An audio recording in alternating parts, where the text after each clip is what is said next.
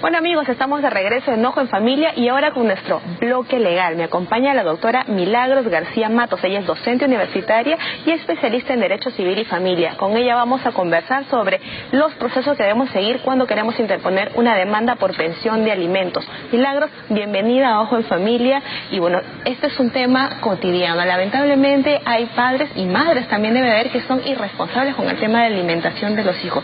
¿Cuándo uno debe interponer esta denuncia y a dónde tengo que ir? Ok, bueno, sí, buenos días, muchas gracias por la invitación. Bueno, sí, es un tema con el que lidiamos los abogados todos los días, especialmente los que vemos temas vinculados al derecho de familia. ¿En qué casos? Cuando los padres, estamos obligados de sostener a nuestros hijos por informe proporcional, ¿no? Pero cuando hay el incumplimiento de uno de ellos, ese es lo que uno de los padres, el que se ve afectado y tiene que velar por la integridad de los niños, es el que tiene la posibilidad de interponer una demanda de alimentos. ¿A dónde lo interponemos? Primero hay un mecanismo que es lo más conveniente, es ir a la vía extrajudicial. Es en la DEMUNA, por ejemplo, para personas que tienen escasos recursos económicos, que no pueden pagar un abogado, pueden ir a la DEMUNA. Es un procedimiento que se invita al padre.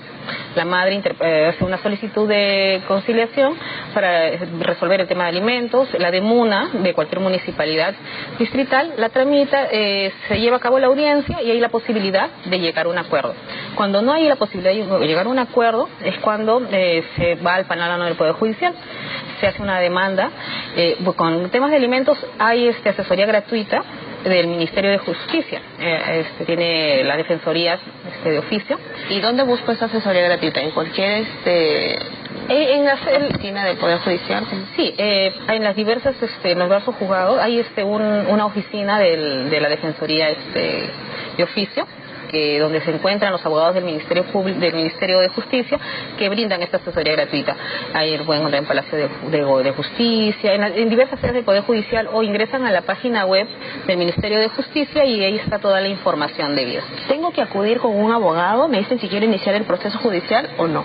En el Ministerio de Justicia hay abogados, un staff de abogados que atienden de forma gratuita, redactan la demanda y la persona lo único que tiene que hacer es llevar la partida de nacimiento donde se encuentra acreditada la paternidad y consecuentemente la obligación alimenticia de parte del padre, y nos de una copia del DNI. En realidad en un tema de alimentos no se requieren muchos requisitos, porque no se trata de probar cuánto se requiere por tema de alimentos, sino que ya hay los magistrados ya tienen un estimado tanto en porcentajes como en montos fijos de poder conceder una pensión, y en qué proporción, en qué monto. Entonces necesariamente tiene que ser un hijo reconocido, o sea, firmado en partida por el padre para poder interponer la demanda. O sea, en casos de que el niño no haya sido reconocido. También hay un procedimiento, que ese procedimiento, hoy en día existe un procedimiento de filiación que permite al mismo tiempo interponer el proceso de alimentos. En un solo procedimiento hacer el proceso de filiación y alimentos, y ahí mismo, en ese mismo proceso, se establece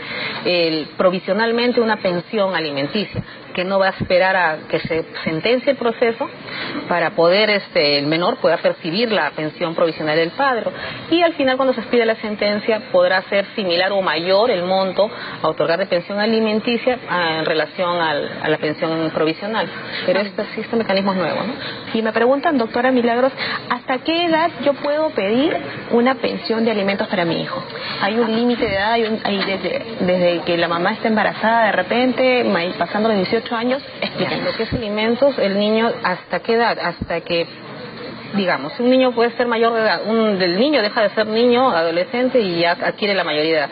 Pero si este joven es mayor de edad, ya tiene los 18 años, pero está realizando estudios superiores, puede ser universitarios o técnicos, el padre está obligado, a pesar de que es mayor de edad, continuar con otorgar la pensión alimenticia, porque esta le va a permitir culminar sus estudios académicos. Entonces, cuando él hace la obligación, sería cuando ya el hijo ya culmina sus estudios universitarios o su carrera técnica. Eso como parte de los alimentos no solamente engloban lo que es la comida. Lo que se crea. ¿Qué implica también la demanda de alimentos? Los alimentos es un concepto que aglutina varios elementos, ¿no? El tema de los alimentos propiamente dichos, los que se ingieren cotidianamente, los estudios la habitación, la casa habitación, lo que implica es la recreación, el tema de salud. Los niños se enferman y hay la necesidad de llevarlos al médico, sufragar las medicinas. Es más, ahora ha habido una modificación también referido a que también si el niño ha sufrido violencia familiar, las terapias psicológicas también forman parte de la pensión. Claro, o sea, todos esos elementos en su conjunto implica lo que es los alimentos. Ok, me preguntan, doctora Milagros, en caso el padre viva en el extranjero, ¿cómo interponer una demanda de alimentos? La persona a la que destinamos una demanda ya está fuera del país, no implica de que no tenemos el derecho a hacerlo, sino que tenemos otros mecanismos legales que sí nos permiten emplazarlo, notificarlo de la demanda, pero para ello tenemos que tener el domicilio, tener conocimiento de dónde se encuentra ubicado, en qué país, ubicarlo en qué país está. En ese país debe de haber un consulado peruano, un consulado peruano, y el consulado, nosotros una vez que le decimos al Poder Judicial, notifíquese al demandado del proceso de alimentos a tal dirección, por ejemplo en Estados Unidos, tal dirección. Vamos a tener dirección de la residencia del extranjero. Mediante un exhorto consular, Corte Suprema lo remite al Ministerio de Relaciones Exteriores, y Relaciones Exteriores lo remite al consulado peruano de la jurisdicción donde se encuentra el demandado. Entonces el consulado notifica formalmente de la demanda de alimentos, y a partir de ese momento ahí cuentan los términos para que conteste la demanda. Entonces ese exhorto consular que hace esa diligencia regresa al Perú y va a llegar finalmente al juzgado que lo ordenó. Entonces ahí vamos a tener la constancia de cuándo se notificó para contar los términos de la demanda y esperar que conteste o no la demanda el emplazado. Si la contesta o no, igual va a haber el proceso continúa con su contestación o sin ella, se programa una fecha para audiencia. Esa audiencia también se tiene que notificar con el mismo mecanismo. Tiene que tener un apoderado, representante. Si él no puede venir, puede ser representado por un apoderado, puede ser su abogado, puede ser un familiar que esté facultado para representarlo y en qué actos. Y si no, él mismo puede venir y tratar de resolverlo directamente. Doctora, me consulta a través del Facebook de Diario Ojo, en caso el hijo o la hija tenga un problema de discapacidad, ¿se puede ampliar el tema de continuar pagando la pensión de alimentos pasados los 18 años? Efectivamente, dependiendo de la discapacidad. En los casos en los que el hijo, el alimentista, es discapacitado, aun cuando sea mayor de edad, él va a estar obligado, dependiendo del tipo de discapacidad. Puede tener una discapacidad temporal, puede tener una discapacidad total, definitiva, que sea producto de un accidente o que haya nacido con por ejemplo, ¿no?, que haya nacido con síndrome de Down o con un retardo severo, un retardo mental severo, o que haya nacido con un problema neurológico que de por vida no va a poder superarlo. En esas circunstancias, también, en la medida que de por vida va a tener la obligación de asistirlo, el padre está asegurado en salud, el hijo, aun cuando sea mayor de edad, también, todo el tiempo que el padre permanezca con vida, ¿no? Okay, entonces en ese caso sí se prolonga y no hay permanente, inconveniente. La obligación es permanente. Ahora, ¿cuánto es la cantidad que se debe de establecer para la pensión de alimentos? Hay parámetros, ¿no? Y eso ya los parámetros los tienen ya más establecidos los magistrados. El obligado tiene el deber de otorgar alimentos en la medida de sus posibilidades, pero también versus las necesidades del menor. O sea, se tiene que sopesar esos dos elementos. Ahora, ¿cómo se establece?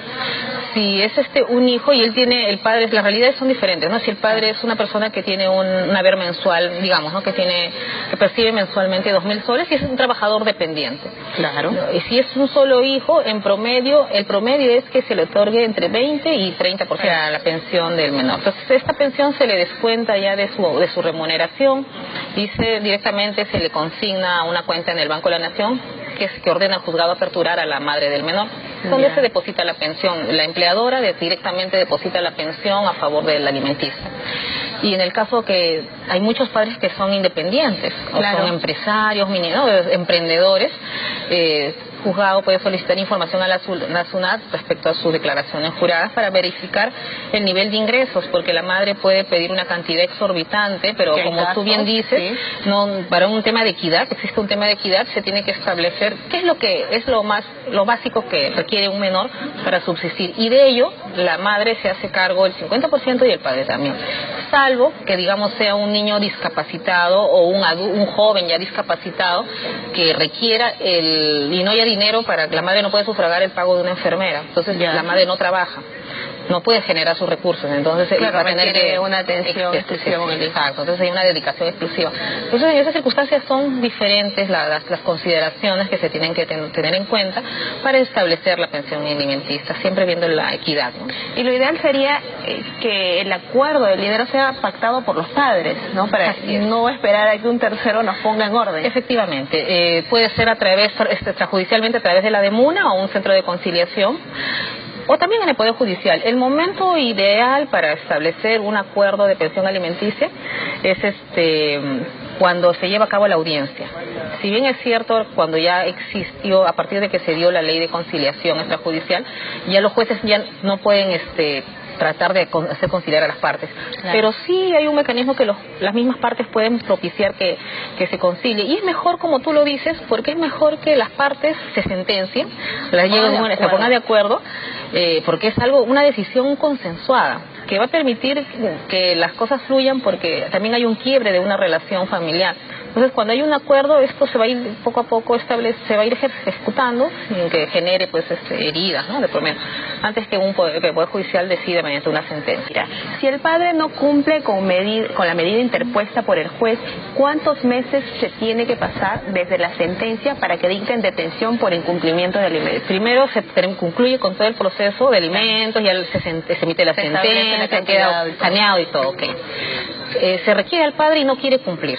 Entonces, cuando hay un incumplimiento y esto está debidamente documentado, la parte afectada, en este caso vendría a ser la madre del menor alimentista, ella puede solicitar un último requerimiento del juzgado bajo apercibimiento de ser denunciado por omisión a la asistencia familiar.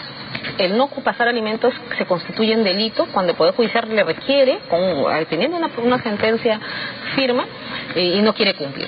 Ya. Entonces, el Poder Judicial remite copias del expediente al Ministerio Público. El Ministerio Público se tiene que encargar de verificar el cumplimiento real, y si hay indicios de comisión del delito, entonces ahí formaliza la denuncia penal por omisión a la asistencia familiar. A la vez pasa al juzgado penal y viene la orden para... Entonces ahí ya se comienza a procesar, y ahí tiene que emitir ese proceso, hacerse una investigación y establecer si realmente hubo la comisión del delito o no.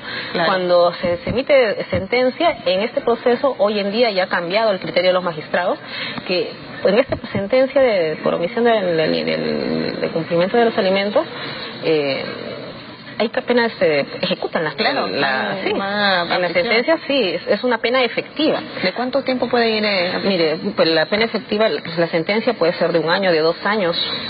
Okay. Pero sí, ya en el trayecto los padres ya salen de la sentencia y se van al penal y como que reflexionan más rápido y los ayuda a pensar. Sí. Si el hijo, siendo mayor y no tiene la intención de estudiar, ¿el padre sigue obligado a pagar los alimentos?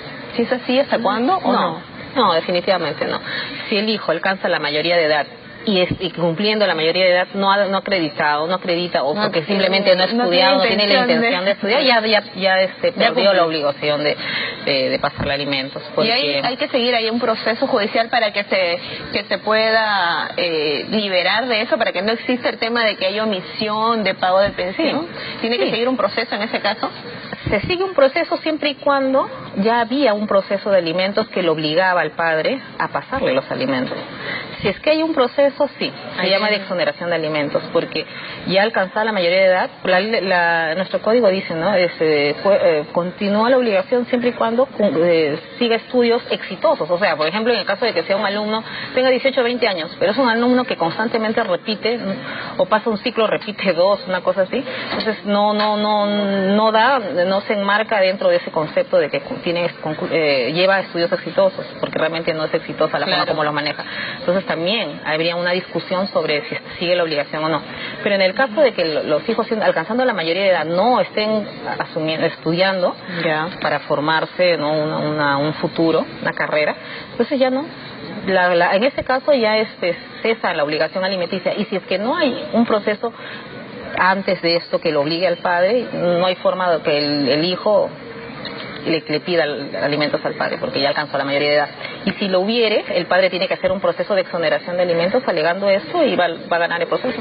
En caso de que haya más de un hijo, 2 o 3, el tema también de la cantidad varía. Claro, porque el criterio tiene que establecerse, por ejemplo, si son 2 hijos, tiene que haber un criterio de cuánto es lo que requiere cada niño, ¿no? En lo que es los alimentos cotidianos y todos los conceptos que los he comentado hace un momento. Entonces tiene que haber un criterio de los magistrados. Digamos, si estamos hablando de proporciones por la experiencia que tengo y que he visto, claro, legalmente nuestro Código Civil nos permite afectar la remuneración mensual del demandado en casos de alimentos hasta el 60%, como un máximo. Porque el 40% se considera que es para su propia subsistencia. No, tiene que vivir de y esto sin considerar que, claro, y esto sin considerar que de repente ya tiene una nueva familia, otra carga familiar. Claro. O sea, todas esas consideraciones se tienen que tener en cuenta. Y también las puede sustentar el padre, pues no, tengo otra carga familiar, no me quiero desatender de mis hijos, entonces ahí buscando una equidad. Exacto, entonces las proporciones varían. Pero lo cierto es que si el padre está obligado y hay un margen del 60%, entonces si hay 2 hijos, digamos, son 3 niños, se le otorga 20% a favor de cada hijo. Hay que ajustarse nomás. Hay que ajustar los presupuestos. Sí, obviamente la madre tiene que... Y hoy en día las mujeres pues tenemos una participación en laboral, en académica, diferente a la de muchos años. Entonces sí, nos sentimos muy capaces de poder afrontar esas obligaciones. Por de los hijos es responsabilidad de dos, y que no olvidemos eso. Gracias, doctora Milagros García, por acompañarnos, por resolver las consultas de nuestros amigos que nos están escribiendo a través del Facebook de Diario Ojo. Yo me voy a un pequeño corte y regresamos con nuestro bloque de espectáculos. Ok, muchas gracias por la entrevista. Gracias, yo feliz.